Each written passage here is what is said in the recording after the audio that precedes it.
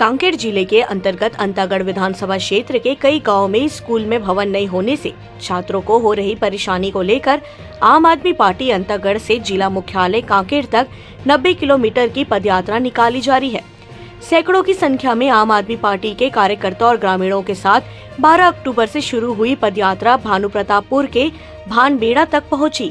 जो देर रात कांकेर पहुंचेगी। आम आदमी पार्टी के पूर्व प्रत्याशी और प्रदेश उपाध्यक्ष युद्ध संतराम सलाम ने कहा कि छत्तीसगढ़ गठन के 22 वर्ष बाद भी आज अंतागढ़ विधानसभा के अंदर कई स्कूल भवन विहीन है। पढ़ने के लिए स्कूल भवन ही नहीं है तो बेहतर शिक्षा की कल्पना कर ही नहीं सकते। अंतागढ़ विधानसभा क्षेत्र अंतर्गत कई गांवों में स्कूल भवन विहीन है, अनेक शाला भवन क्षतिग्रस्त हैं, कई स्कूलों में पर्याप्त शिक्षकों का अभाव है, जिसके कारण अंतागढ़ अंचल के गरीब आदिवासी बच्चों को शिक्षा नहीं मिल पाती।